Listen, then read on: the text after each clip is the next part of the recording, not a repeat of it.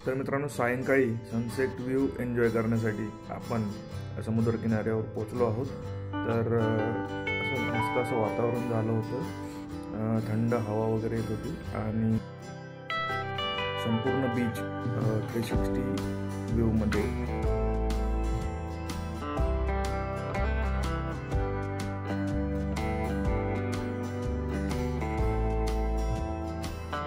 वरती निळे आकाश आणि खाली अथांग समुद्र.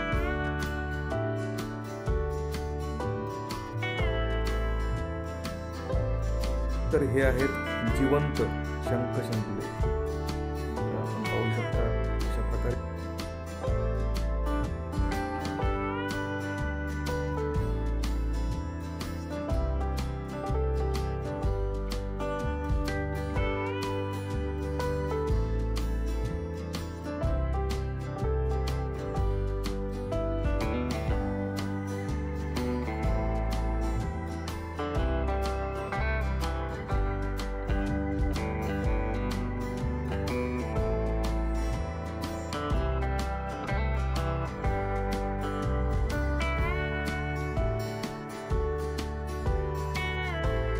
खेकड्याचं छोटंसं पिल्लू.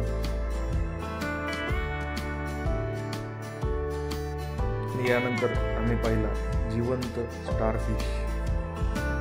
असे समुद्रकिनाऱ्यावर सायंकाळच्या वेळी हे सगळे स्टारफिश जमा झाले होते. तर आम्हाला सुरुवातीला वाटलं की हा जिवंत आहे की नाही, बट नंतर त्याची हालचाल दिसली. पाहू शकता हे दोन स्टारफिश आहेत.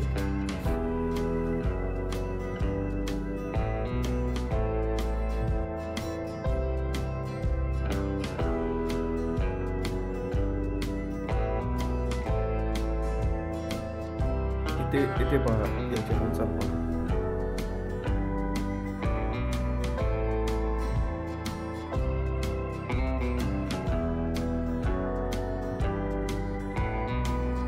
आणि हे अशा प्रकारे सँडमध्ये घर करून बसतात. समुद्री लाटांचा आनंद घेतात.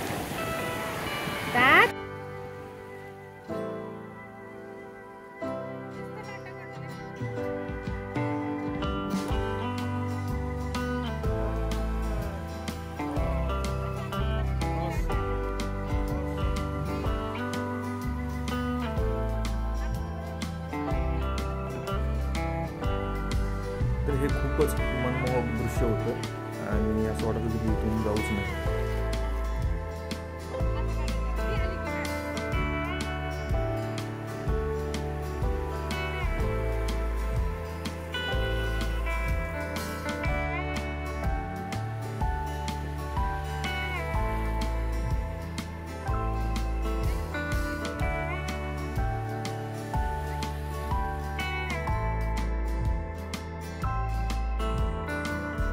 यानंतर आम्ही समुद्रकिनाऱ्यावर चालताना संगीताचा आनंद घेतला.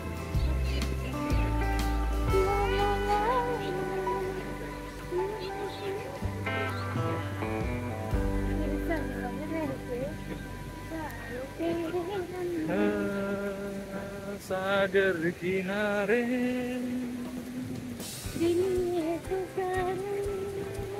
तू जो नहीं तो मेरा, ओ सागर किनारे ये पुकारे, तू जो नहीं तो मेरा.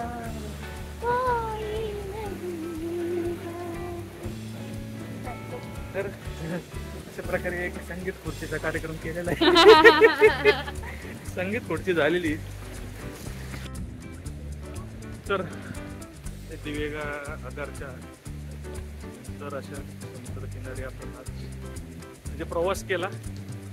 आपण 2:15 वाजता आपण पोहोचलो आपल्या कॉटेजेसला. त्याच्यानंतर आम्ही अर्धा पाऊण तास थोडा आराम केला आणि आराम करायची इच्छा जास्त होत नव्हती, कारण समुद्र आवाज देत होता आपल्याला. त्याच्यामुळं लवकरच आम्ही तयार होऊन फिरायला आलो. एकदम आलो आलो किनारा आहे.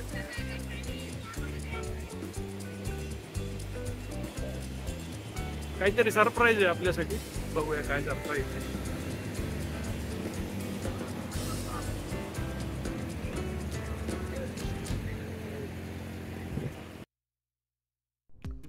तर 25 डिसेंबरला माझा बर्थडे होता आणि बर्थडेसाठी हे सरप्राईज मला भेटलेलं होतं. तुम्हाला मित्रांनो एकदा पूर्ण समुद्र किनारा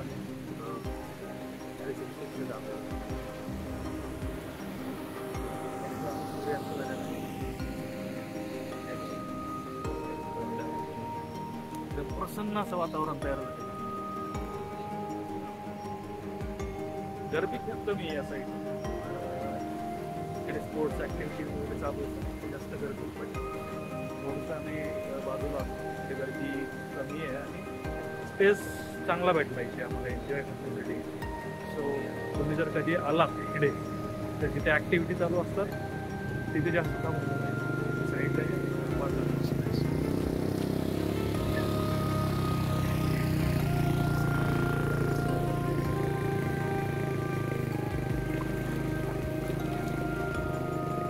समुद्रकिनारी फिरून खूप जास्त भूक लागली होती. मग आम्ही पोचलो स्वयं पाटील खानावळ येथे. तर ही इथली एक फेमस खानावळ आहे. तुम्ही पाहू शकता इथे किती गर्दी आहे. तर रात्री 8-8:30च्या आसपास इथे खूप जास्त गर्दी असते. तर एक गोष्ट लक्षात ठेवा, इथे फक्त आणि फक्त नॉनव्हेजच भेटतं. जो मेनू बोर्ड लावला होता त्याच्यावर फक्त नॉनव्हेजच्याच थाळ्या दिसत होत्या. तर व्हेजचा ऑप्शन इथे नव्हता. त्यानंतर सकाळी परत नाश्त्याला आम्ही त्याच खानावळमध्ये पोचलो आणि पोहे हा एक मेनू तिथे सकाळी अवेलेबल होता. यानंतर आम्ही सनबाथ घेण्यासाठी समुद्रकिनारी पोचलो व सकाळचं समुद्राचं दर्शन हे खूपच मनमोहक आणि प्रसन्न असं होतं. जेव्हा सकाळी आम्ही समुद्रकिनारी पोचलो तेव्हा गर्दी खूपच कमी होती आणि जेवढी गर्दी कमी तेवढं आपल्याला कम्फर्टेबल वाटतं आणि एन्जॉय पण चांगला होतो. सो मी पण तुम्हाला सजेस्ट करेन की जर समुद्रकिनारी जायचं असेल तर भल्या पहाटे जा, ज्यावेळी सूर्य उगवतो आणि मस्त एन्जॉय करा.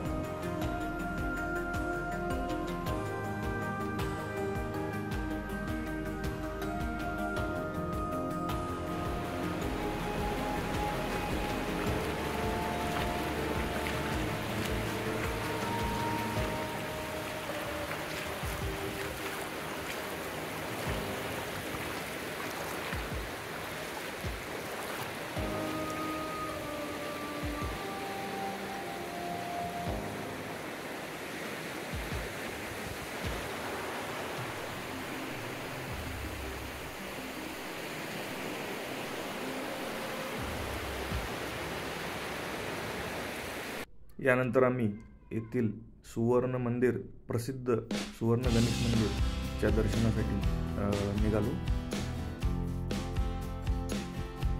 जवळच आहे, अगदी समुद्रकिनाऱ्यापासून 1 ते 1.5 किलोमीटरच्या अंतरावर हे मंदिर आहे. तर तुम्ही चालत किंवा जर तुमच्याकडे बाईक असेल तर इझिली तुम्ही जाऊ शकता.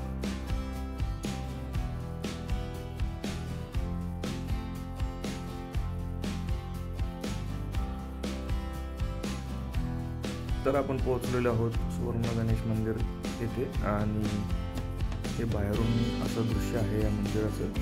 आतून कॅमेरा किंवा चित्रीकरण करण्यास मनाई आहे.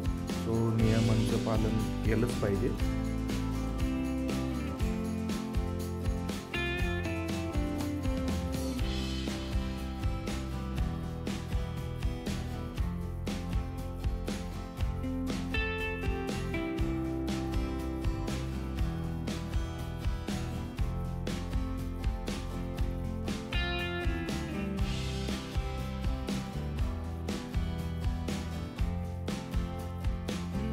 मित्रांनो, दर्शन झाल्यानंतर आपण हरिहरेश्वरला निघालो आहोत आणि ते पण बाईकवरच.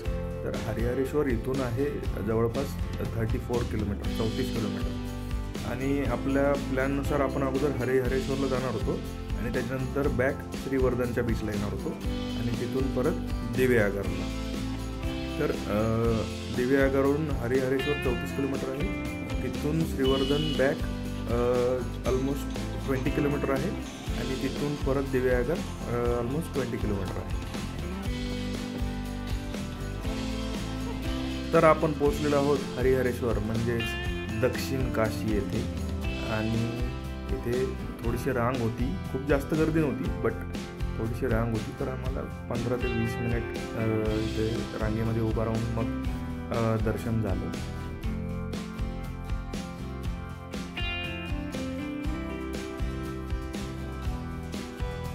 तर हरिहरेश्वरला दक्षिण काशी असं देखील संबोधलं जातं.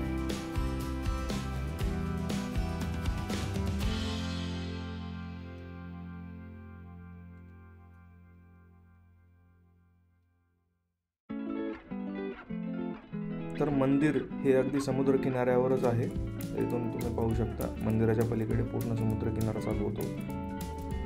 आणि यानंतर आम्ही थोडीशी शॉपिंग केली. तर हे जे हॅट्स आहेत, या जे टोप्या आहेत, ते लहानपणापासून माझी खूप जास्त इच्छा होती की मी कुठेतरी फिरायला झाल्यावर या टोप्या घेईल. आणि फायनली आम्ही या टोप्या घेतल्या. आणि दुसरं एक कारण होतं की ऊन खूप जास्त लागत होतं गाडीवर जाण्या येण्यासाठी, त्याच्यामुळं या टोप्या तिथेही आम्हाला कामी आल्या.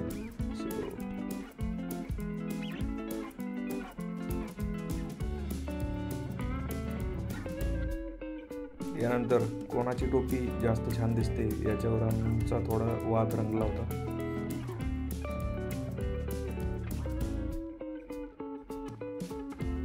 यानंतर आपण पोहोचलेलो आहोत श्रीवर्धन बीच येथे. आणि मित्रांनो, तुम्हाला जर वाटत असेल की कोकणात नारळ खूपच स्वस्त आहे, तर असं काही नाही आहे. कोकणात नारळ 70 रुपयाला भेटतो.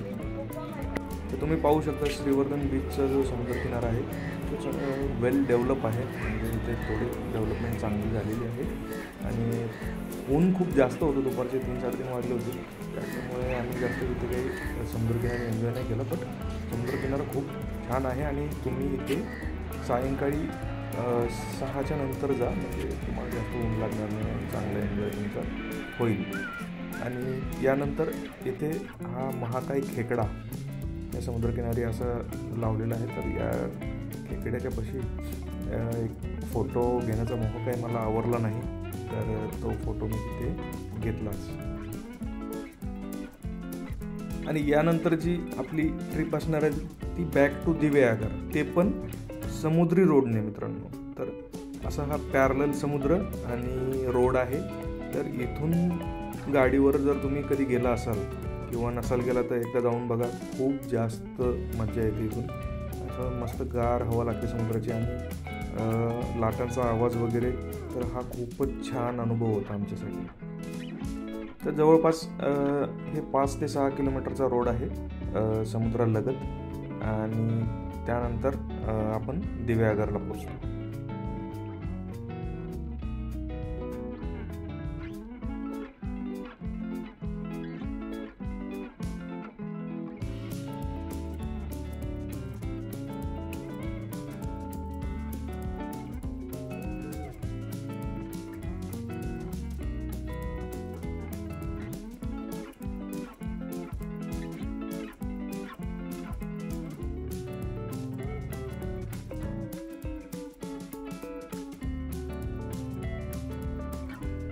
तर मित्रांनो, हा अनुभव खूपच आनंददायी होता. आणि मी सजेस्ट करेल की जर तुम्ही श्रीवर्धनहून दिव्यागार जर येत असाल तर या रस्त्याचा नक्की अवलंब करा. हा खरंच खूप छान अनुभव होता आमच्यासाठी.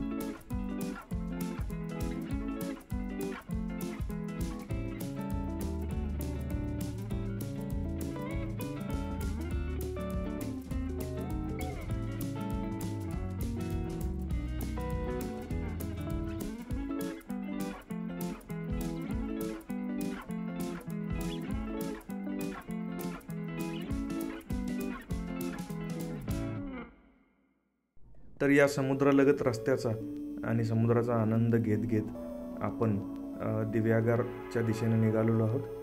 आणि यानंतर आम्ही कॅमेरा, फोन, जे काही वस्तू असतील त्या सगळ्या रूमवर ठेवून किंवा आपल्या कॉटेजेसवर ठेवून फक्त आणि फक्त एन्जॉय करण्यासाठी संध्याकाळी सनसेटच्या टायमिंगला आम्ही समुद्रकिनारी गेलो. कारण मित्रांनो काय होतं, आपल्यासोबत मोबाईल किंवा कॅमेरा वगैरे असेल ना तर प्रॉपर आपण एन्जॉय नाही करू शकणार. सो 2 तास आपण फक्त आणि फक्त एन्जॉयसाठी देणार आहोत. आणि संध्याकाळची वेळ आहे, 5-5:30 वाजता आपण समुद्रकिनारी जाणार आहोत.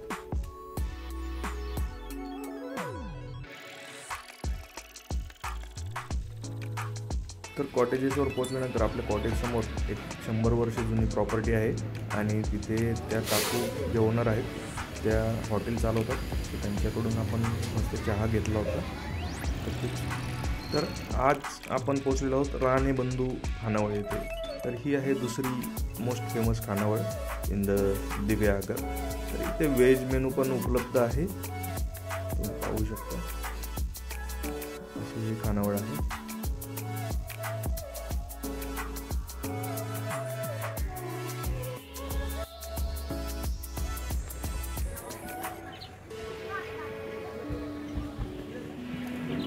तर दुसऱ्या दिवशी सकाळी आपला बॅक टू पुणेचा सफर चालू होणार आहे. आणि ही प्रॉपर्टी मित्रांनो, ही 100 वर्ष जुनी प्रॉपर्टी आहे, हेरिटेज प्रॉपर्टी. तर इथे 2 चित्रपटांचं शूटिंगही झालं आहे, तुम्ही पाहू शकता. जर तुम्ही कधी गेलात तर नक्की इथे व्हिजिट करा. हे बघा, पूर्ण लाकडी जिना वगैरे आणि पूर्ण कौलारू बांधकाम आहे. तर खूप मनमोहक असं घर आहे हे, तुम्ही नक्की गेल्यावर एकदा व्हिजिट करा. तर येताना मुळशीच्या जवळ जोगेश्वरी मिसळचा आनंद घेतला आणि फायनली आपण बॅक टू पॅव्हिलियन आपल्या सोसायटीमध्ये पोहोचलो. तर खूप मस्त असा अनुभव होता आणि कुछ खट्टा कुछ मीठा असं म्हणतात ना, तर तसाच हा अनुभव होता. खट्टा यासाठी की आपल्या बाईकची चेन जाताना पडली होती आणि त्याच्यामुळे. धन्यवाद.